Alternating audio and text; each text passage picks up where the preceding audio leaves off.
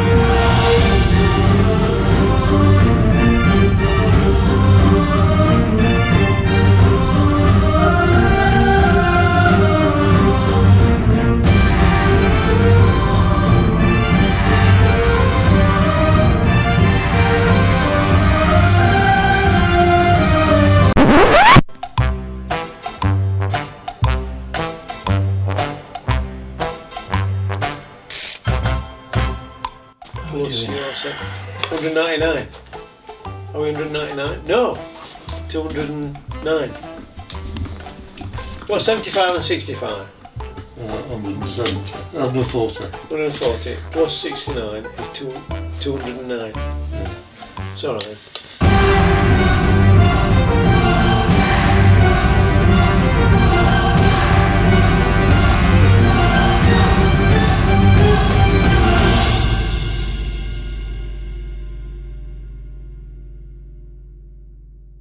And then fortunately the last 20 miles into Newhaven is, apart from the odd steep hill, is pretty easy.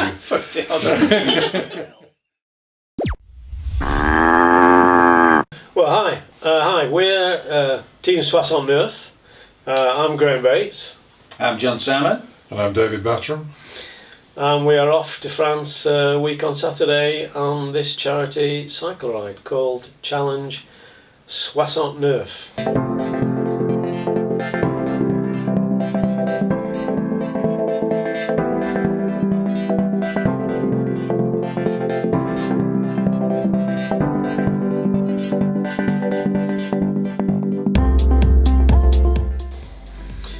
Called Soixante-Neuf because I'm 69, and Soixante-Neuf, it's a bit easier to get your tongue around than if we had our ages together and get challenge 209, which is a bit of a mouthful.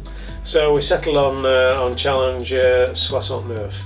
And it has certain connotations. It may have certain connotations to some people. Yeah, I can't say I've noticed that. So yeah, we're off a week on It's Saturday. French. Yeah, that's it. That's the link, isn't it? Of course. Because a few years ago, 4 years ago, Dave and I were going to do John O'Groats to Land's End, but unfortunately Dave was knocked off his bike by a white van man, and we had to cancel that. I did the equivalent of John O'Groats, just going out from my house every day, which a lot of people thought was a bit naff.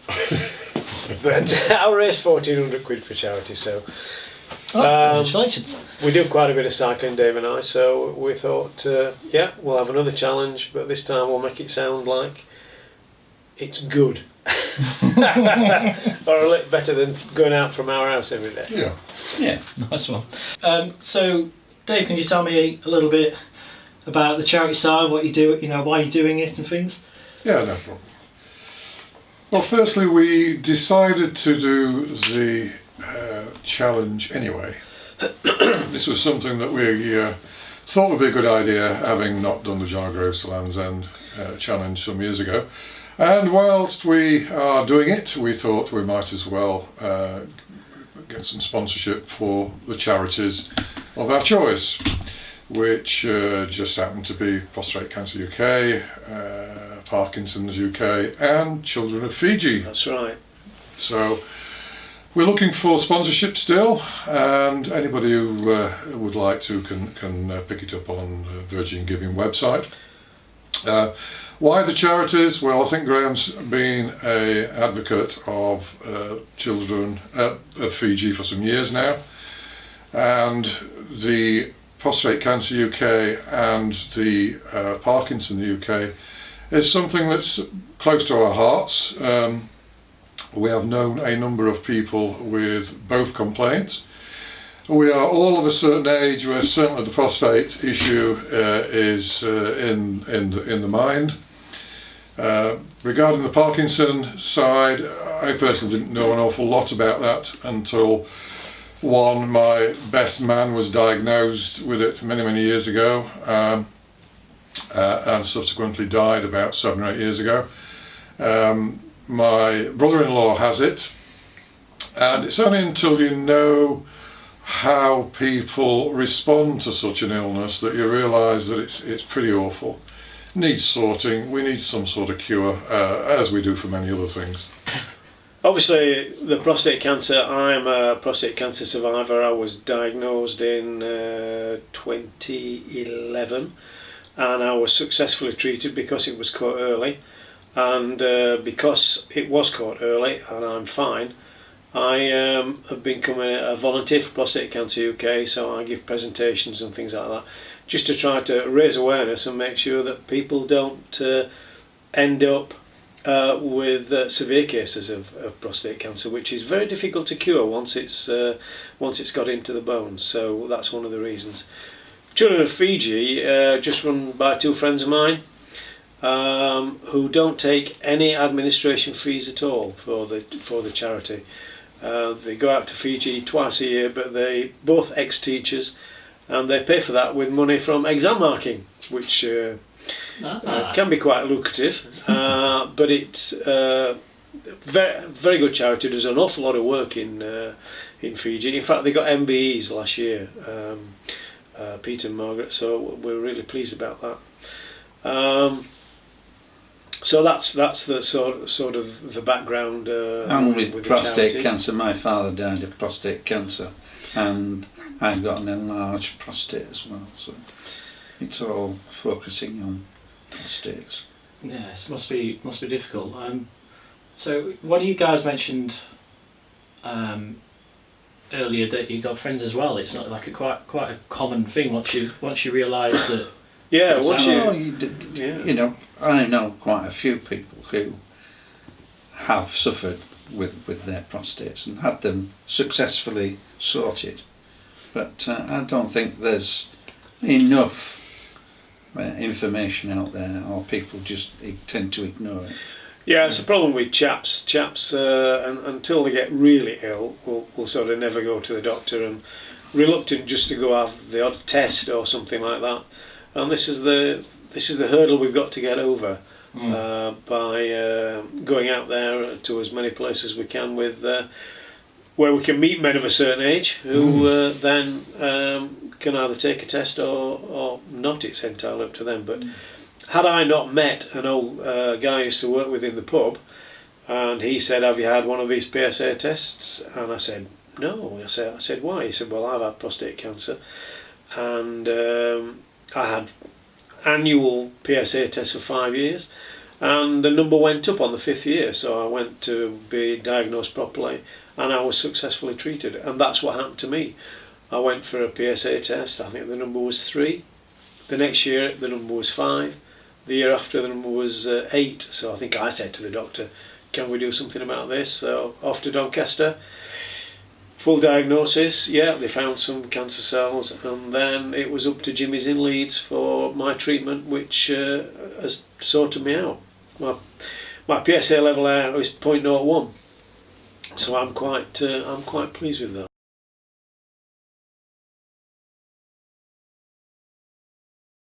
What we need is the PSA test. Unfortunately, is not very reliable. There are quite a lot of false positives. And Prostate Cancer UK are putting a lot of money into research to find sort of a definitive test, so that one day we hope every chap who gets to 50 will get a letter through the post saying, "Can you go for this test for prostate cancer?" And hopefully people will take part in it, and then we'll hopefully diagnose a lot more men, and there'll be a lot more survivors, because it is the biggest cancer killer in men. 30,000 men a year die of prostate cancer. In the UK? In the UK. Just in the UK. 1 in 8 men will get prostate cancer. And if you are Afro-Caribbean, it's 1 in 4. And I think that is really scary. Yeah. So the sooner we can get some sort of better test than the PSA test, the sooner we can save more lives. That's what it's all about. So not exactly jetting off to France. No. But You guys, I mean, come on, jet-powered cycles. That I'm paid to see. We could cheat with the electric bikes. we could cheat with it. But the age of our bikes, we wouldn't get I one don't fitted think we did. anyway. Yeah. We have decided to do the excursion on classic bikes, Bikes, yeah. i.e. they're at least 40 years old. Mine is a Holsworth, which I've had since the mid-70s, and I think it was getting on a bit when I got it. Holsworth used to sponsor Great Britain in the 50s and the 60s. Now, I think they used to be made in London. They're now made in Sheffield. Yeah, So they're still going. mine's a Carlton cycle, built in Worksop. So There you go. Very, very appropriate to go for a Worksop to Paris on a Carlton cycle. Yeah. That is absolutely. I didn't even know Worksop still made. Well, they don't now. Don't now. The factory shut in the early 80s. This was built in about 1980.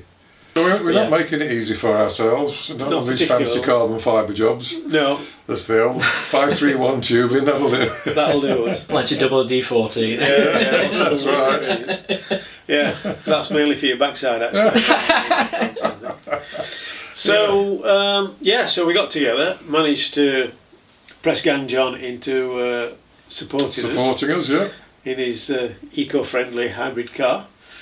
And then we all sat together, planned a route. Dave's planned the route in the UK. I've hopefully planned a decent route once we get to France. It's the D-up, yeah.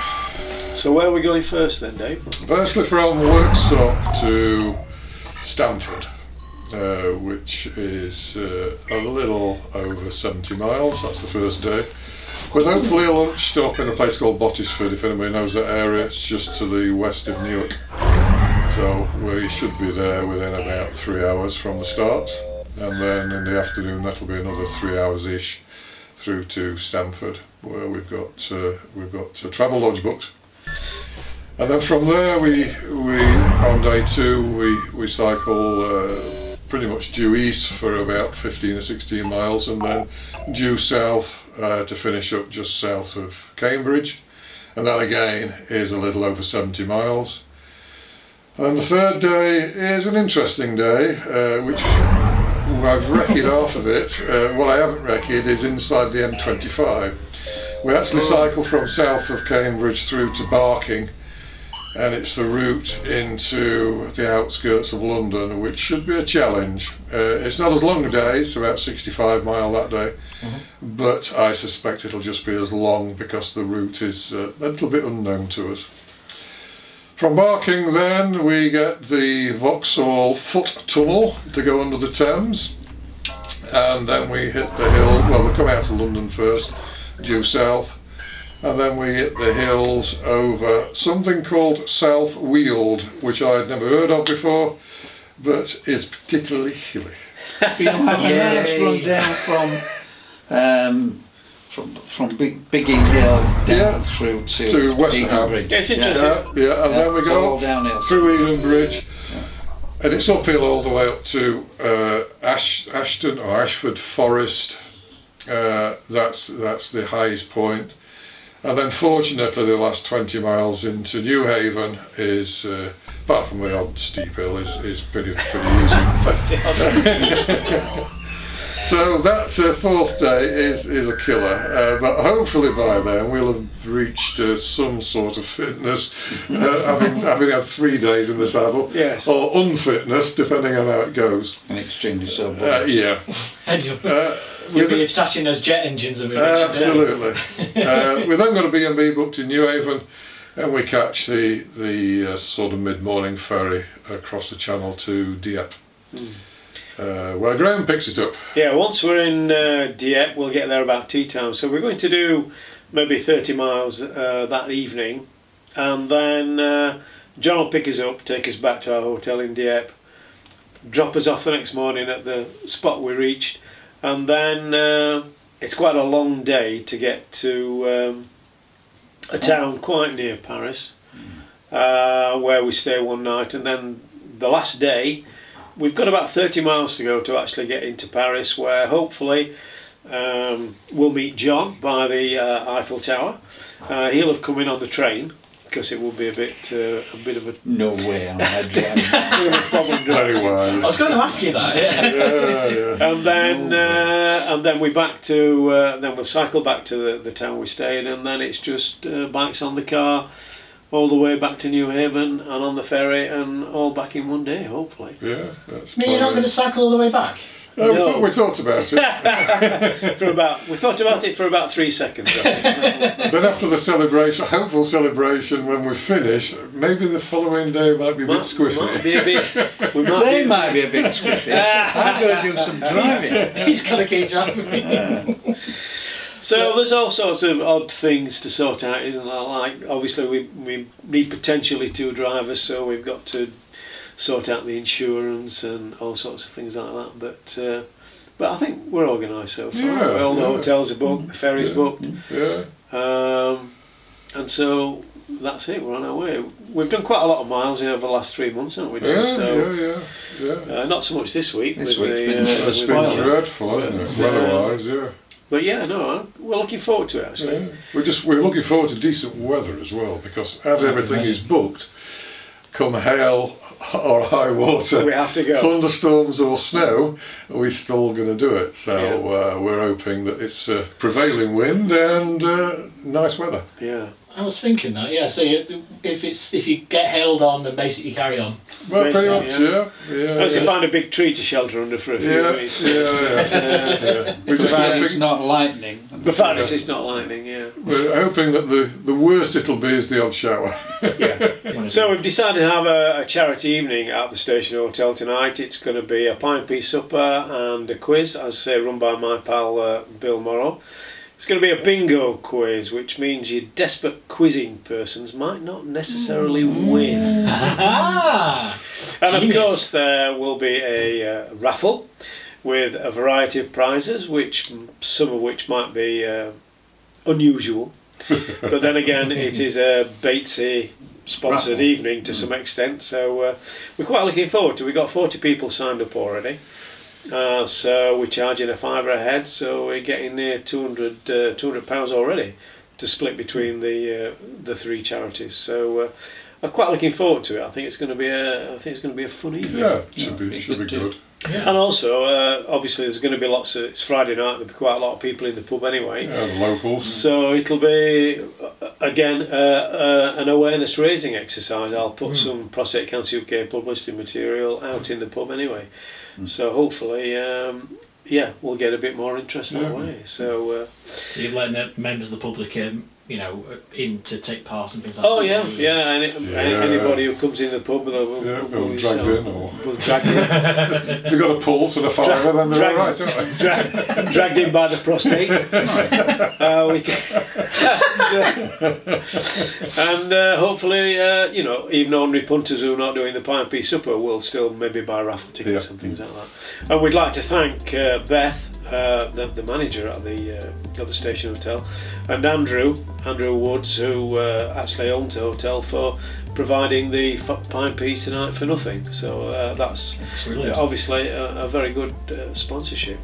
And while we're talking about sponsorship, we'd like to thank Dan Cludery of Approved Foods for giving us a voucher for £50 worth of stuff on his